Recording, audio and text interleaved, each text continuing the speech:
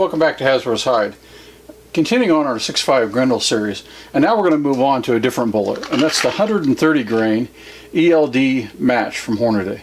I was able to pick up a couple boxes of these pretty reasonably locally, and so we're going to start with those, moving down from our 140 grain barns we used really just to fireform our brass.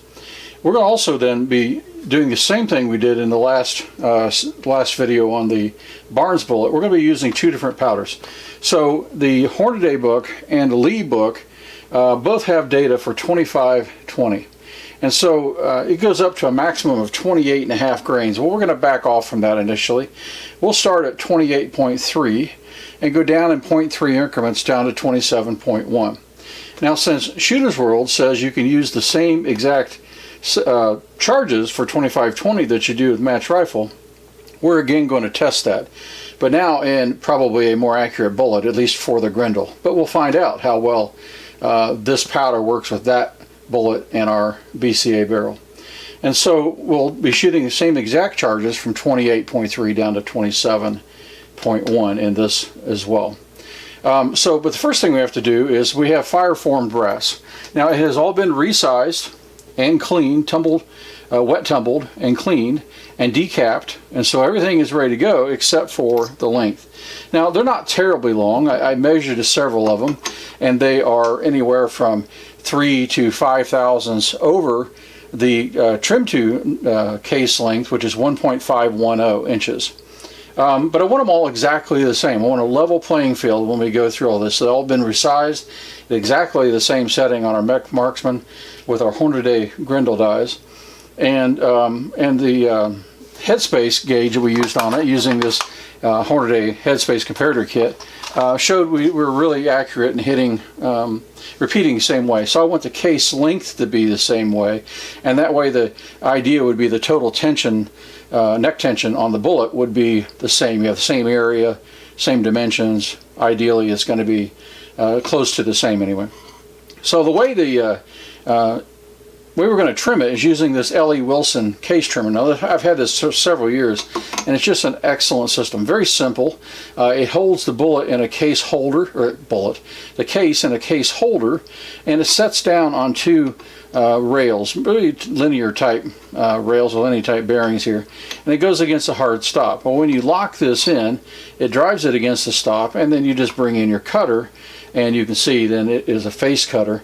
It'll come in right to that point, and it can only go so far because you hit this nut, which acts like a stop shoulder, and so it'll go in just so far and stop, and that's all the farther than you can trim. Now the way you adjust how much you trim is by this screw, and so you thread the screw in to shorten it or out to lengthen it, and you got a set screw here. And so that's pretty easy to set up. I've already set this up, and we're trimming to 1.510 and a half.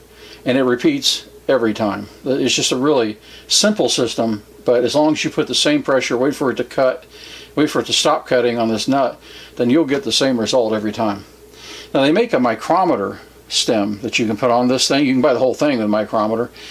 This thing's already pretty expensive. I've been happy with it. It's very accurate. And so I've used it for many years, and that's all good. But by the time you add, you stand and you add this holder and different things, you can get quite a bit of money, close to $200 in this thing. And then another $80 for a micrometer adjuster to go in this thing. So I just can't do it. This is pretty simple to adjust, real easy. Just take a screwdriver and turn it in very barely, and then tighten it up here. And it just is just simple to do. So I don't see myself ever buying that micrometer, which is unfortunate. It'd be really nice and fast, but it's just not worth it. I can still get there this way in 30 seconds or something.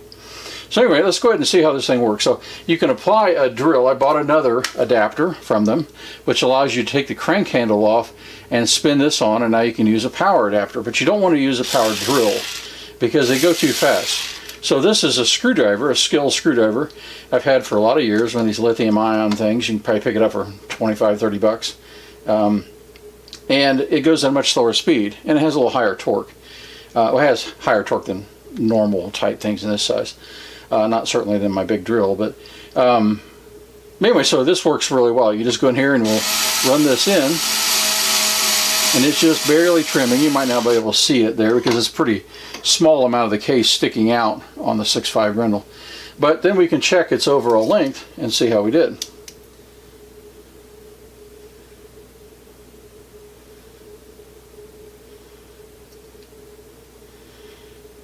Right there. So this is a case of me going too fast. So 1.511. So let's put it back in there, and you just leave it in there just a couple seconds longer here. You can kind of feel it. I'm just going too fast there, setting this thing up. And then you can check your dimension again. And 1.510 and a half every time, as long as you follow that routine. And so you'll knock this back out. One case is done. Put the next one in, and away you go. And just keep repeating, and you'll just barely trim off some. You can feel, you can kind of hear the torque on the motor change as well when you're done. And then check your dimension. 1.511 there. So it's probably just where I'm centering it up here, but within a half a thousandth. That's pretty good. And I bet you if I just was a little more patient yet, I'll get another half a thousandth off of it. Let's see if it does.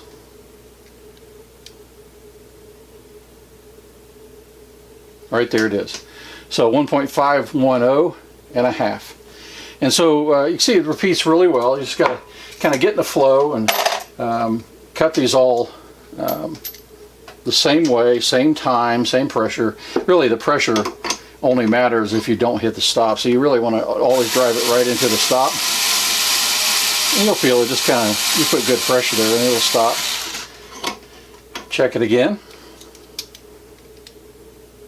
0.510. So perfectly accurate within a half a thousandth. I'd say that's close enough. Usually you'd be exactly on the same number, but now we're probably talking within accuracy of my calipers as much as anything. You see there, just we're not removing a lot with this once fired brass, but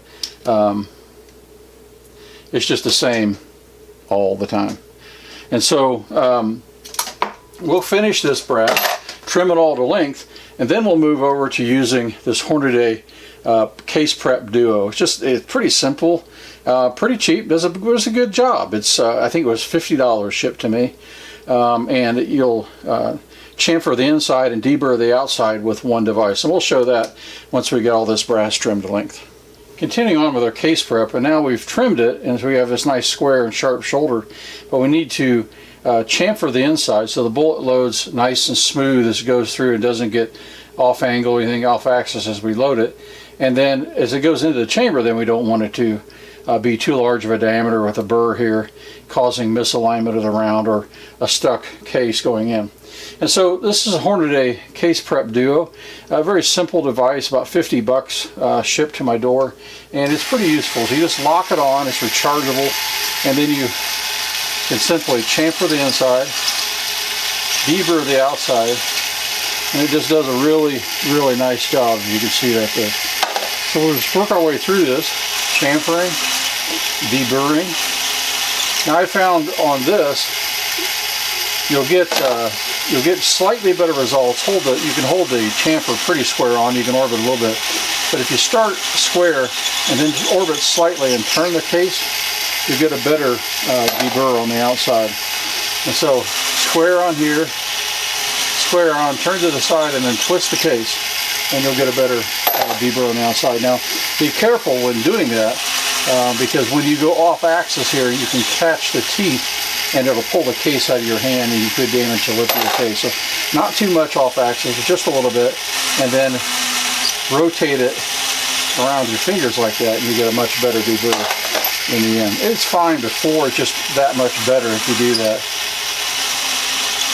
Now if you can see there, we're gaining quite a bit of brass shavings there in the bottom just because even though we didn't remove a lot, there's still burrs that have to be taken off to make that case just right. So we'll continue on this, continue using our Hornady case prep duo, and then we'll be ready to prime and reload. In seating the primers, I had a problem, and I thought I'd show you this problem. So I picked this up a while back. Normally I've been seating all my primers on my Dillon 550B, but I picked up this Lee Ergo priming tool, and this just has, over the standard Lee, it's got a little longer handle, and it's got the noose type split primer tray. But so this is all fine. But the problem with the thing is, well, it broke. And so I'm loading primers and feel just a little bit of resistance. Now, maybe it's my ginormous hands squeezing this thing. Maybe it's the enhanced leverage there a little bit. I don't know. But it crushed. And I don't know how well you can see there. It crushed the area that actually guides the primer up into the position, into the bottom of the case. And so it's done for. So I had to order another one. In fact, it had already broken down here in this part of the plastic part in just normal use. And so, yeah, not so robust. And so I've ordered a replacement. It was like $8 shipped to me or something like that. So I'll get another one in and I'll use this tool. But yeah, as soon as I can, or when I break that anyway next time, I'll be replacing it. But it probably won't be with this, because that's just a very weak design in that for that to happen. I haven't had this that long, maybe 6 months, and probably have loaded 500 primers, maybe a bit more than that, but not much. And so, yeah, out it goes. Fortunately, on my Dillon, I already load 7.62 by 39 or AK rounds, and so I already had the Dillon shell plate adapter for this to go on my Dillon 550B, and in fact, of course, it fits these cases just perfectly, because you can in fact resize 7.62 by 39 into 6.5 Grendel. So fortunately, I had this. Then I'm able to load 100 at a time if I need to, and just run them through the Dillon, just through the first stage of the Dillon, and fix that. So yeah, unfortunately, a weak spot for the Lee Ergo primer, and out it goes. And we'll finish, and from now on we'll load on the Dillon until I get at least that replacement, and probably a replacement for the whole unit. All right, time to finally put powder into our cases. And so, as I mentioned at the beginning of the video, we're going to shoot two different powders. We're going to shoot accurate 25-20 and Shooter World match rifle. And in fact, we're going to shoot the same charges. They're supposed to be equivalent. We're going to test that and be very careful as we get up towards the higher end, watching both our velocity and our signs of pressure on our cases. But so I've loaded 25-20 into Articular and into the RCBS Chargemaster Light, but we're going to remove this off the bench just for safety. We don't want to mix our powders. So our first charge is going to be 27.1. We're going to be up 0.3 increments until we hit 28.3. Now, this will go through a couple, you'll see it kind of learn as it goes. I think it's got an algorithm, it appears to anyway. But I've set it to 27.1, our exact charge.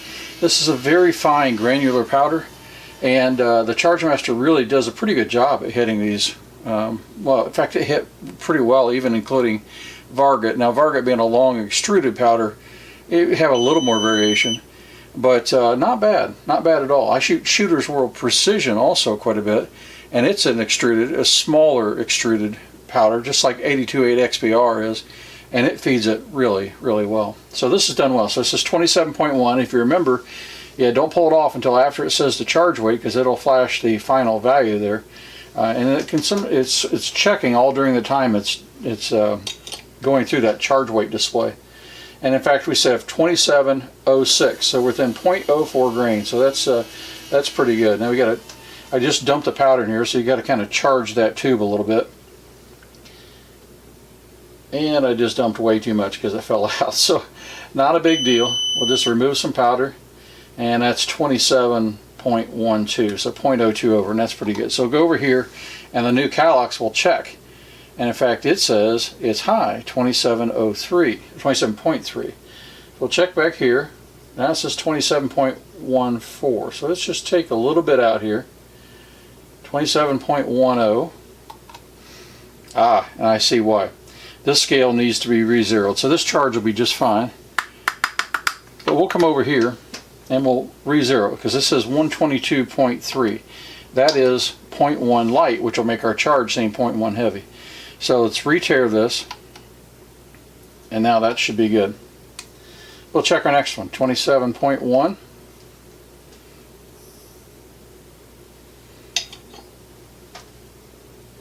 This is 27.22, so let's see what it says here. 27.2. So the Chargemaster showed a little bit lighter than it really was. It rounded down, so let's remove just a little bit. There we go, 27.12. What's 0.02 grains amongst friends? and 27.1. So now we're in agreement, and we can continue our charging then of our cases. So this is just the sort of repeat, rinse and repeat, just keep going. Wash your hands for 20 seconds, that kind of thing. Just keep going the same way. Oh, I bumped it and we got way too much powder in there because I charged that tube the way I did. There you go, 27.12. Check it again. Alright, that repeats. Let's see what we get here. 27.1. So we're perfect. And then we go. Do our next one. So here's the beep. There it says charge 4. And now it says 26.9. So it warns you it's under. And that is accurate. It seems the second reading after it comes back, it just continues to check while it's doing that display of the charge number. And in fact, 26.98. So that was in 0.02. We'll just trickle up. And again, this stupid thing is full of powder right now. The trickler is. So there you go, 27.1. And 27.0. So let's check here again. 27.04. So I should have checked this a little bit more careful. There we go. Now it says 27.1 and 27.1. So we agree. These scales too were just turned on. Normally I have this one warming up for a long time and this one warming up because I can turn the timer off on this one. But this one has a 3-minute window and it shuts itself down, so you have to kind of work through as it heats up and just watch. You'll see when it's misbehaving. So 27.1 here again.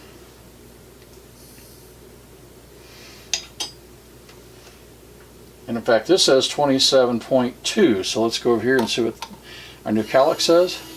27.2. So the Charge Master rounded to 27.1, but it must have been on the high end of that. So we'll take a little bit out.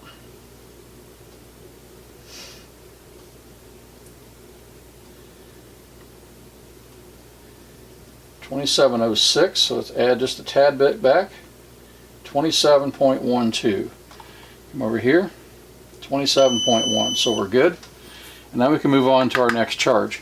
Our next charge will be going 27.4. We'll just repeat this. It'll start to stabilize so you don't have to do so much little adjustments here. But we're going up to 27.4. The first we'll do is we'll cancel this. Let this re-zero. And then we'll go 27.4. Now you could, like I said, and I normally do, start a tenth below and let it work itself up. But once it stabilizes with this powder and the shooter's roll too, it just does a really good job. So 27.12 was our last charge.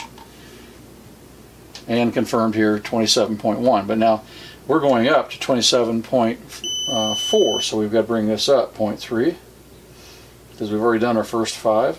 27.4 and 27.4. So we're going to continue to work through this, and we'll do it first to 2520. We'll do exactly the same thing with Shooter's World, and then we'll start seating our bullets. All right, now we're going to go on and work on seating our bullets. We've got the Hornady custom grade dies and the micrometer adjustment, and with those you can change out the valve stems. And so this is the one that was specifically made for the ELD 123 and 130 grain bullets, which is in fact what we're going to be loading, is 130 grain ELDs. And so you can check, and the fit is really tight and perfect. You kind of expect that. Now the original seating stem that came with that same set, I mean, I can't tell much difference. So I don't know. You know, you put enough pressure on it, maybe it doesn't seat quite as well along the whole side of this bullet, but at least as far as wobble, yeah, there really isn't any. But we're going to go ahead and use the one made for this die. So you just kind of drop this down in there and get it to fall through, and then you can put this back in.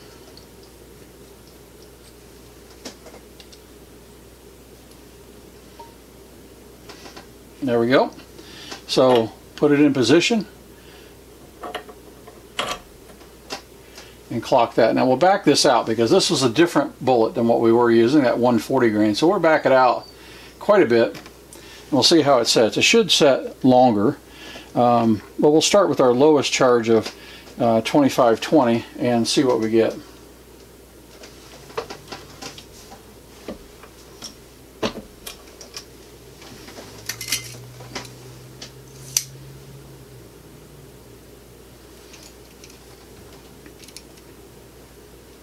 Now we're going to try to hit 2.255 inches, and we're at 2.381, so we have quite a bit to go down.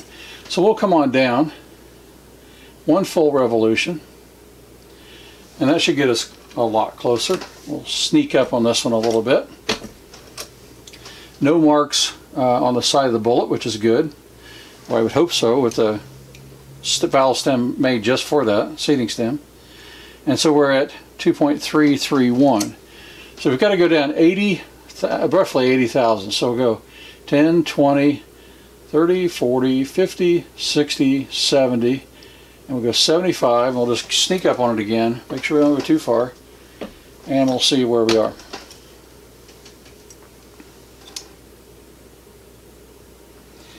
Ooh, we snuck up really well. 2.256 and a half. So let's seat another one and see where we come out on that.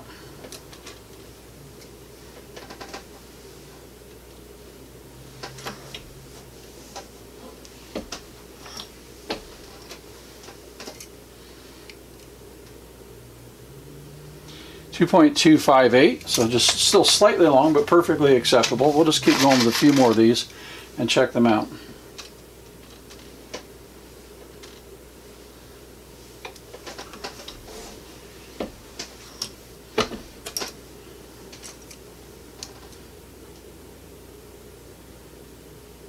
.255, so I think we're really good. We're averaging right in there. We'll do one more and just check it out. Then we'll go to our maximum charges and see if we're compressing and see if we see an effect from that on overall length.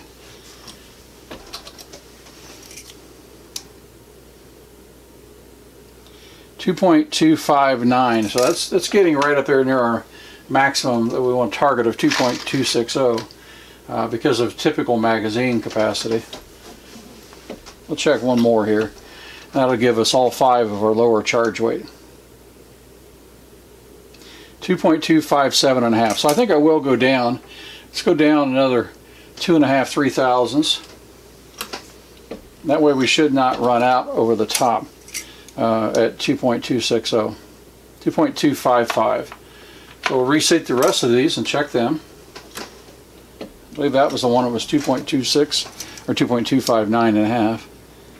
And we're 2.256.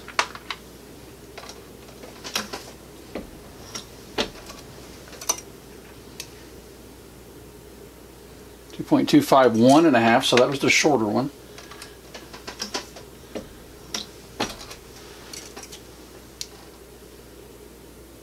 .255, and this is the very first one we did.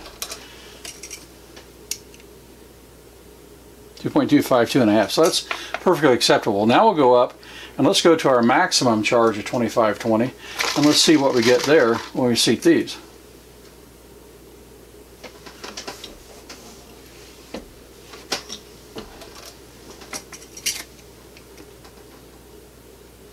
.257, so that's looking good.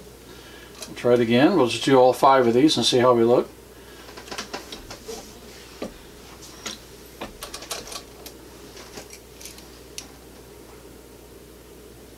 .253.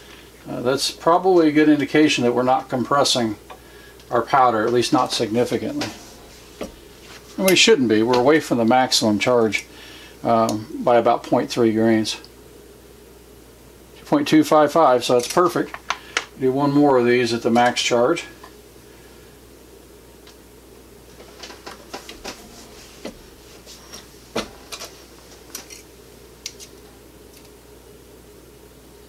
.253 and a half, so that's good. So got this all set up. We'll check cartridge base to ogive here as well and record it, so we have a record of what we're doing.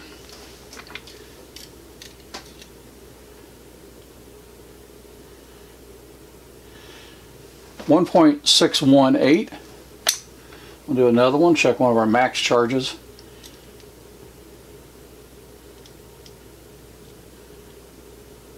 And that one's longer. Kind of odd. 1.623. Let's check another one.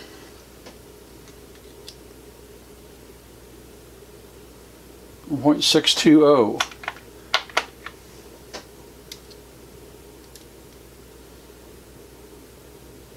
.622.5. So that one was the first round we loaded that was small. Let's check another of the lower charge weight. Shouldn't be changing. Yeah, 1.622. So this one bullet, our first one we seeded, was the shortest round, and the ogive must also be slightly different. So there's something different about that bullet particularly in this case. So we'll go ahead and finish that, finish up seeding all these bullets, and then we'll see you at the range. Before we go to the range, I do have a couple other things I meant to mention, and one is the cases. And I mentioned these plastic cases once before, but you can kind of see another difference. So these are the ammo box 512. In fact, they're both labeled 512, but they're different designs. And so the blue has a, what we call in our plastics world, a living hinge, and so it's molded in one piece, both halves, and then it just comes out of the mold, and then you close it up and it's all ready to go. The problem is this thing gets really annoying because it doesn't really stay open.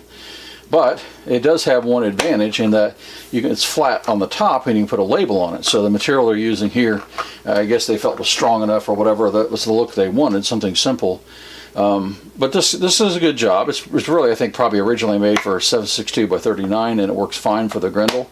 And it doesn't dump out, so that's all good. But that living hinge is an annoying thing after a while. So their other one is this gray sort of color, and it has a different design altogether. In fact, it has regular molded hinges. So they mold these in two halves and just snap them together. And so this is nice because this folds completely out of the way. The problem, it does. In fact, it fits just about the same. It may be slightly tighter in the gap to the top of the bullet, which is nice. But in either case, neither one are a problem. But the problem with this is they decided, I don't know if by styling or they thought there needed some additional structure, they put this ribbing pattern on the top with a recessed label in the middle. Well, that's great, except now sort of normal size labels don't fit. The ones you get free from Sierra don't fit. Nothing fits particularly well up here except for their label. So that's a bit annoying. But you can put it on the inside, and so that's what I've done. And you can see there how I've done this by powder. I track the type of powder by color, and then the amount of powder by the mark on it, and then you can see the same thing, different powder, different color, but the same marking pattern. So I know the charge weight and the powder. And I keep that separate when I shoot, and then when I go to pick up brass too, you can see then what that mark is. So that's fine, except if you store this away in a safe, and you're not just doing, range tests and ammo tests and things like that, well then this would become really annoying. You'd have to come up with something else, either a smaller label or something even smaller fits on the side. So the hinge design is much better, but they really need to get rid of these for people that put labels on their boxes and track everything. So that's that one thing. So the other thing I wanted to show you then was the runout. Now we had checked the runout of the neck to the case, and that's the outside of the neck to the case. And it shows how well our Hornady dies and our Mech Marksman press does in truing and aligning the case and sizing it properly. But now we're going to check the runout of the bullet. Now this is particularly important because the neck thickness varies. You think it'd be really consistent. You think by the time you run it through and have the internal sizer ball coming out that all this would be nice and even, but in fact it's really not. Really started doing neck turning on my 308 F-class rounds, and it does have a really good impact on standard deviation, extreme spreads, and accuracy. But it's a very fine level when you're shooting to that kind of your accuracy requirements, like the below 0.3 kind of MOA accuracy levels. Then you're going to be doing neck turning to get better. Haven't got the adapter though to do it for a Grendel, and I may eventually, who knows. But right now I haven't done it because it's just another expense. So we'll see. But anyway, what you're going to do though is you're going to check the roundness of the bullet itself, but you're really checking the alignment of the two axes. So the center line of the case, because you're going from the outside, so you're going to see the center line of the case and the center line then of the bullet. But what's controlling that is the inside neck diameter and the outside of the bullet. And so the outside here of the neck we showed was in half a thousandth, 5/10,000ths of an inch on average when we were done sizing our case. but the inside, probably not so much. But you can't measure that easily with this kind of a setup. This is, by the way, a Sinclair International concentricity or roundness gauge. But I put on a Grizzly indicator, goes to 0.10 of an inch. So that's just the equipment side. But anyway, so we're going to be checking, though, if the inside diameter is varying, which it will be because the thickness will be varying a little bit as well. Well, then that's going to tilt our bullet one way or another. And then if the bullet diameter is varying, that can either help or further accelerate how much it is out of alignment. Now, why does this matter? Well, if this bullet is nice and square and goes down your bore, everything's good. But if it's at an axis, it'll go down your bore and get forced back into alignment, and that'll distort the bullet. It could affect at least the initial spin rate too, but it's really going to probably just end up distorting the bullet, and then it'll come out of round, and you'll get some error from that. And so that's what we're trying to measure, is how much will it get distorted. It can take a little bit, but not so much. And so let's see what we get on one of these rounds. Now, I mentioned this before, this gauge has 2 sets of ball bearings. You have to keep this really down and square on that to get a good accuracy. And so you can see, if I don't hold it down right and I let up wrong, the needle will go crazy and go flying off in an odd direction. So that one then is about 8/10 of an inch. So that's a really, really good result for when you consider the error of the inside of the case and the bullet itself. So let's check another one. And these are our 130 grain ELDs, of course, that we're checking. Hornady ELDs. All right, so that one peaks up. Let's see if that's just me and my technique. So we'll hold it down. And that one goes up to about 1/1000 there. And about 2/10 the other way. So 1.2 thousandths or 12/10 of an inch. So again, that's probably a really good result overall when you consider the error of both of these, especially without doing any neck turning and things like that. So let's check another one. That one's even better. So that's 1/2,000. So this one, you can imagine, if the case was off a half and the bullet was off nothing, well then it's alignment. Or if the case is a little bit off and the bullet happened to be seated the other way, well then we've compensated for it, and this will go down the bore really nice and true. So that's why we check that, just to get an idea how much they're out of round. If they're really out of round, you need to find out where it's out of round. Is it starting in your die? Is it in the cedar die? Is it in the bullets? Is it in the neck itself, where you need to turn and true that up and make that all nice and even? Of course, that will improve even neck tension as well, which is another huge reason for doing neck turning in the first place. So anyway, that's done. I thought I'd show you that, and now let's really go to the range. Now we're going to start shooting. Now we're starting shooting 130 grain Hornady ELDs. Again, we're going to be doing this powder comparison between Accurate 2520 and Shooter's World's match, because according to Shooter's World, you can use the same charger. So we're going to find out. Our first charge on this 130 grain Hornady ELD bullet is going to be 27.1, and we're going to start with Accurate 2520.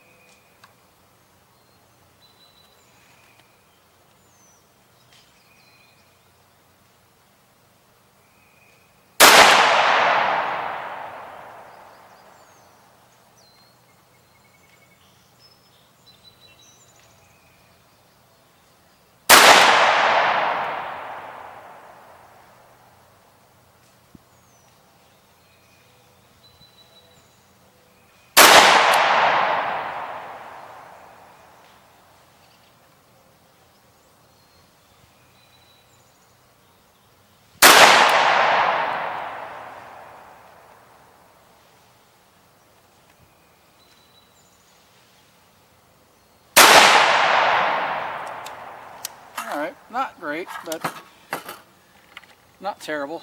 I had one go high, and I'm pretty sure it was me, but like I said, we count them all. So, next up, 27.4 grains of Accurate 2520.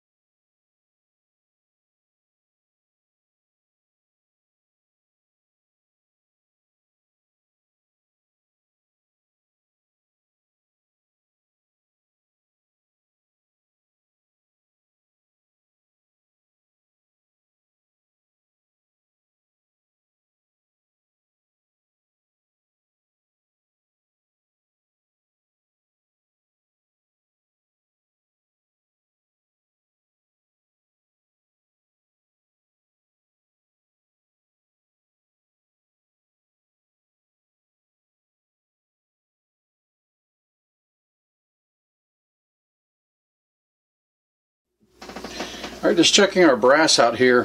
This is the 130 grain Hornady ELD ammunition, and this is where we shot our accurate 25-20 and then Shooter's World match rifle powder. And we started here, if you remember, 27.1. We ended up at our maximums at 28.3. And so this is 28.3 and this is 28.3, and there's really nothing to see here. They're nice rounded edges, no ejector smears or swipes or any burrs of any sort. So try to stay safe with pressure. This all being once fired brass, we had a little more capacity than our new brass, and we didn't push the upper limit either. It stayed about 0.3, I think, away from the upper limit on these powders, recommended limits anyway. And so really no problem at all. All right, here's the results of our 130 grain ELD accurate 25-20 and Shooter's World match rifle test. Now you'll see the details up on the top of the screen there, so you can look for all the standard deviations, the group sizes, the MOA, all that will be up there for you to see. So yeah, you know, some okay results here. You know, like this one started to group, I would say. This one could have, but I have this one go off flying. It's just really nothing pretty about this whole target. Now, I shot this in the same day as I showed on the last video, the 140 grain Barnes, and I made my temporary COVID range out in the back of my property. And you know, I have a heavy duty card table sitting back there, and it's just not the steadiest, not like I have when I was shooting on the concrete benches at the club range. And so maybe that's part of this. I think you could attribute some of this to that, this, maybe not that, but not groups opening up like this, not at 50 yards. You know, so I was hoping for a lot more out of this bullet and powder combinations. I think here is a good place to examine again, for instance, and that's 27.4 grains of Shooter's World. And this one was a higher velocity, ended up getting an 18.05 standard deviation because that one jumped up in velocity, and maybe that's why it's up there quite so high too.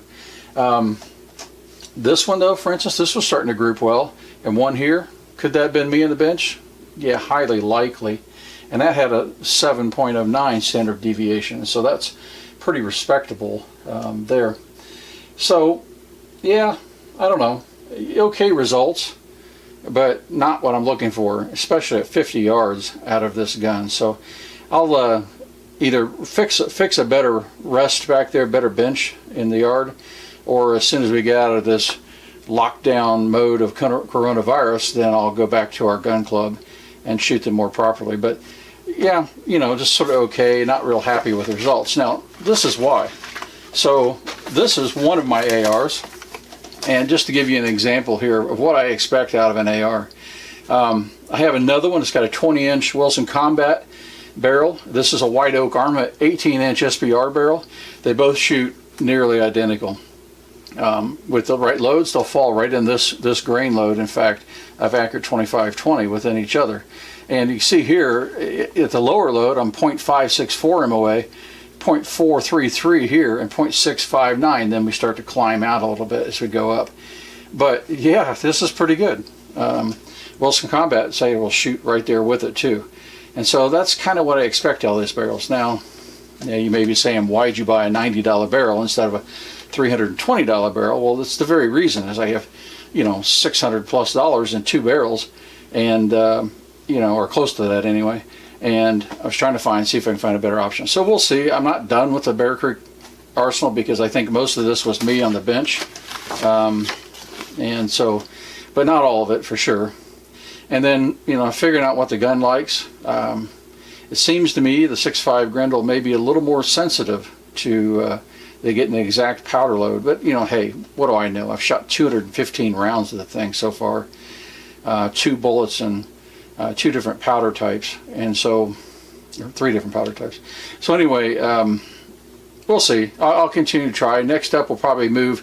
I may reshoot this load, and we'll do that, and then on to the 120 grain Hornady ELDs as well, and we'll see how they do. Anyway, yeah, I'm not real happy with the results, but that's what it is when you figure out how to get a lesser expensive barrel anyway, and multiple combinations to work out well.